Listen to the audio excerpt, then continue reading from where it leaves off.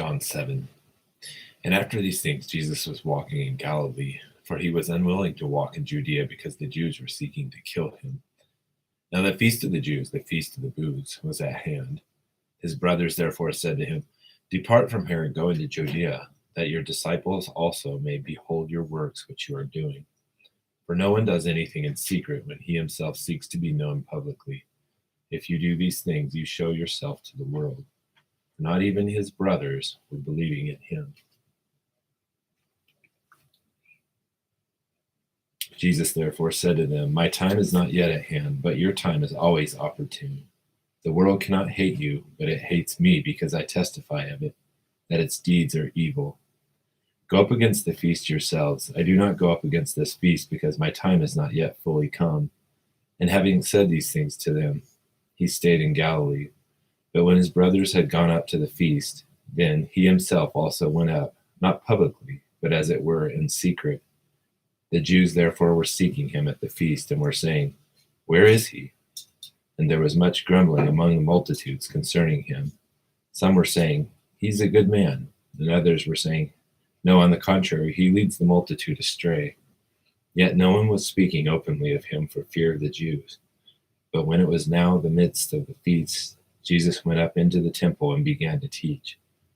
The Jews therefore were marveling, saying, "How has this man become learned, having never been educated?"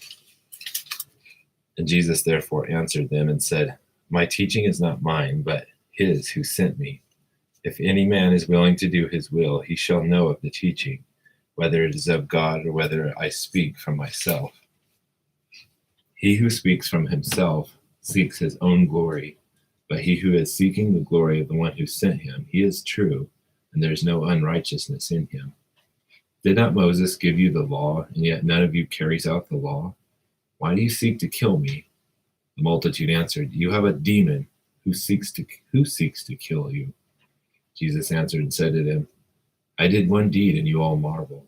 On this account Moses was given you circumcision, not because it is from Moses, but from the fathers. And on the Sabbath you circumcise a man. If a man receives circumcision on the Sabbath, that the law of Moses may not be broken. Are you angry with me because I made an entire man well on the Sabbath? Do not judge according to appearance, but judge with righteous judgment." Therefore some of the people of Jerusalem were saying, "Is this not the man whom they are seeking to kill? And look, he is speaking publicly, and they are saying nothing of him. The rulers do not really know that this is the Christ, do they? However, we know where this man is from, but whenever the Christ may come, no one knows where he is from." Jesus therefore cried out in the temple, teaching and saying, "You both know me and know where I am from, and I have not come of myself, but he who sent me is true, whom you do not know. I know him because I am from him, and he sent me." They were seeking therefore to seize him, and no man laid his hand on him because his hour had not yet come. But many of the multitude believed in him.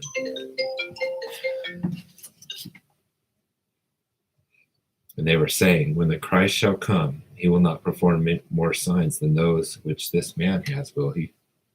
The Pharisees heard the multitude muttering these things about him. And the chief priests and the Pharisees sent officers to seize him. Jesus therefore said, "For a little while longer I am with you. Then I go to him who sent me. You shall seek me and not find me. And where I am you cannot come."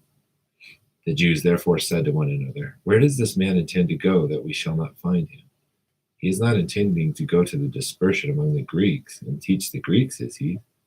What is this statement that he said, 'You will seek me and will not find me, and where I am you cannot come'?" Now on the last day, the great day of the feast, Jesus stood and cried out, saying, "If any man is thirsty, let him come to me and drink. He who believes in me, as the scripture said, from his innermost being shall flow rivers of living water." But this he spoke of the Spirit, whom those who believed in him were to receive. For the Spirit was not yet given, because Jesus was not yet glorified. Some of the multitude, therefore, when they heard these words, were saying, "This certainly is the prophet."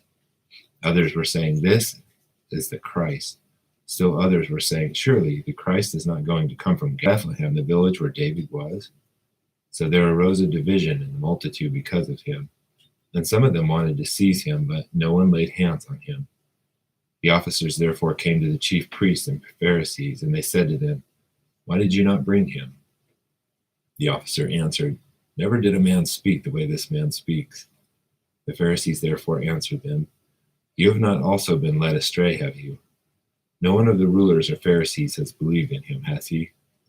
But this multitude which does not know the law is accursed." Nicodemus said to them, he who came to him before, being one of them, "Our law does not judge a man unless it first hears from him and knows what he is doing, does it?"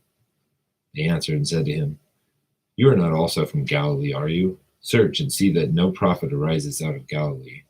And everyone went to his home.